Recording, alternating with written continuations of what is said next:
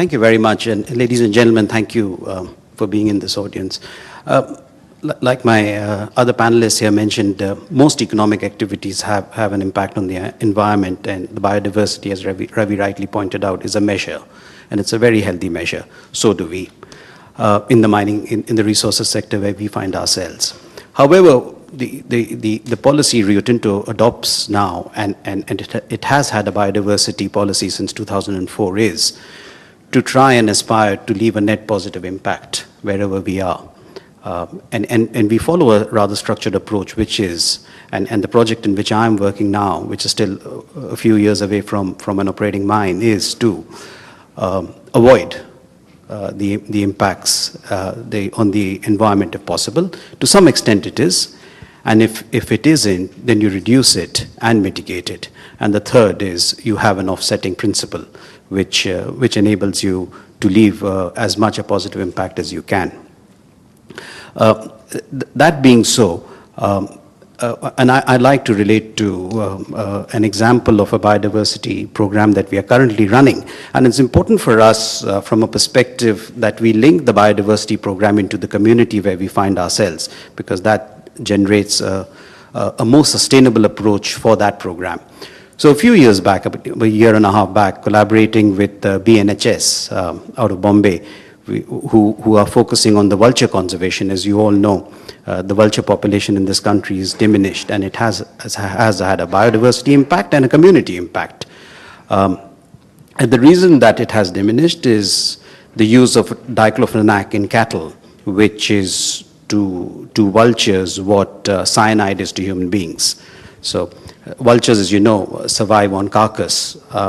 And with the vulture population going away purely because of this chemical being used as a painkiller for cattle, Rio is working with BNHS on an area of about 30,000 square kilometers in Madhya Pradesh. But what we did notice is what people do, and that's driven by the fact that India doesn't have slaughterhouses. So the carcass is left on the street or on the road or on a farmyard or by the river.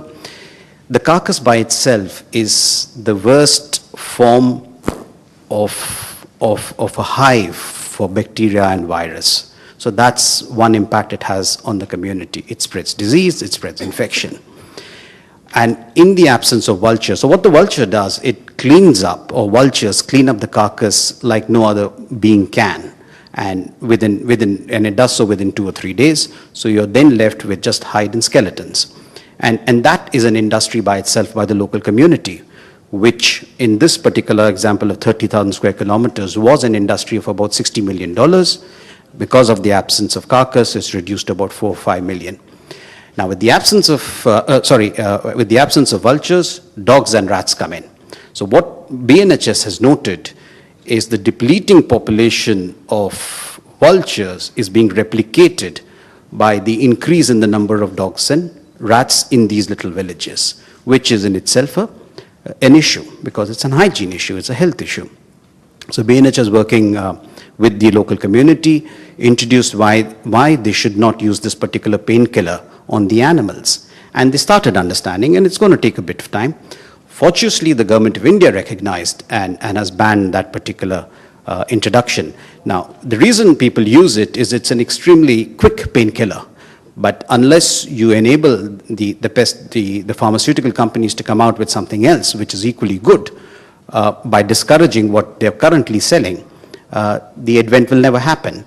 However, what we have noticed in the last 2 years is a fall in pharmacists selling this particular chemical or this particular painkiller, and the community recognizing what benefits it would gain by having the vulture population. So this is one example I like to bring to your notice on how biodiversity links in with the community. And as Sachin said, we too run a smallish nursery. But what the step we have taken is to work with the horticulture department and the community. So in the villages where we work, like most government programs, they work with the local farmers saying, look, use these trees or use these fruits. But the research our horticulture program or our small vegetation farm does helps, and we collaborate working with the community saying, look, these are the trees and fruits that we are growing, and they seem to be growing quite well in this particular soil. And therefore, we bring in the horticulture department and saying, look, this is the research we have done, and this is what the benefits we're getting out of this growth.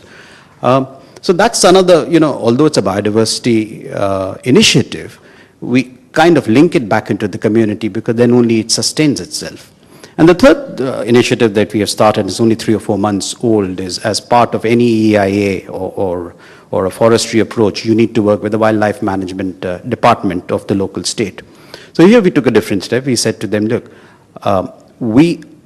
as part of the mitigation plan, we are ready to work with you and sponsor you, commitment of a sponsor for the next 5 years on a program that you feel is worthwhile running in this part of the hinterland where human-animal conflict is intense.